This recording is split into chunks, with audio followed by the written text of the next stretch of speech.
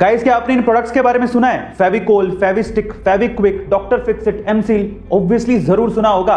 लेकिन क्या आपको पता है कि सारे के सारे प्रोडक्ट एक ही कंपनी ओन करती है, जिसका नाम है पीडीलाइट इंडस्ट्रीज। और पीडीलाइट इंडस्ट्रीज के फाउंडर और ओनर है मधुकर पारिक, जो कि पूरे इंडिया के 70वें सबसे अमीर आदमी हैं, जिनकी नेटवर्थ 13,000 करोड़ से भी ज्यादा है। अब आप लोग सोच रहे होंगे कि शायद मधुकर पारिक जी पुश्तैनी रईस रहे होंगे, लेकिन ऐसा नहीं है। मैं आपकी जानकारी के लिए आपको बता दूं कि एक समय ऐसा था जब मधुकर पारिक जी मुंबई में एक लकड़ी व्यापारी के यहां पर पियोन की तरह काम करते थे।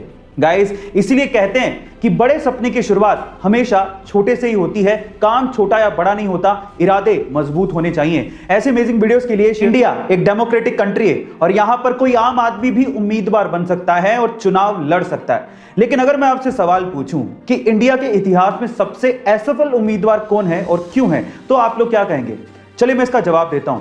इंडिया के इतिहास में सबसे असफल उम्मीदवार तमिलनाडु के डॉक्टर के पद्मराजन हैं, जिन्होंने अब तक लगभग 199 चुनाव लड़े हैं, जिसमें स्थानीय चुनाव से लेके लोकसभा चुनाव तक शामिल हैं। लेकिन वो सभी चुनाव हारे हैं। इनफैक्ट एक बार तो वो राष्ट्रपति चुनाव भी लड़े थे, लेकिन उसमें भी वो हार गए थे। इसलिए उन्हें इंडिया का सबसे असफल उम्मीदवार कहा जाता है। गाइस, आपको ये फैक्ट जान के कैसा लगा कमेंट सेक्शन में जरूर लिखिएगा। और ऐसे अमेजिंग वीडियोस के लिए शेयर, सब्सक्राइब एंड लाइक। मिलते हैं अगली वीडियो में।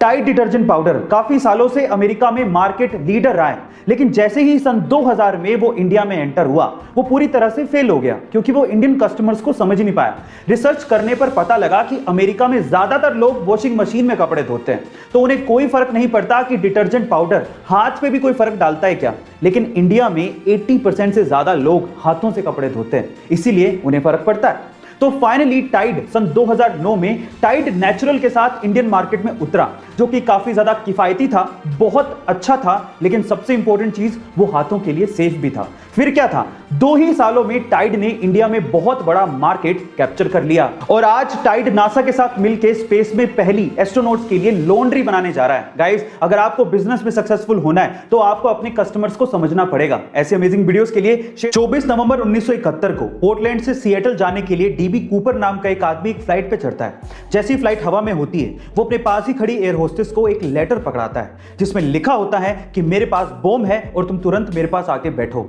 जैसी एयर होस्टेस कूपर के पास आके बैठती है, वो उसे बॉक्स खोल के बॉम्ब दिखाता है और कहता है कि मुझे $2 लाख प्लस 4 पैराशूट चाहिए, नहीं तो मैं सबको उड़ा दूंगा। शाम होते ही फ्लाइट जब सिएटल पे लैंड करती है, तो डिमांड के मुताबिक $2 लाख प्लस 4 पैराशूट्स कूपर को दे दिए जाते हैं। फिर वो उसी फ्लाइट पे बैठता है, फ्लाइट उड़ती है, उसके बाद वो पैराशूट पहनता है और फ्लाइट से कूद जाता है।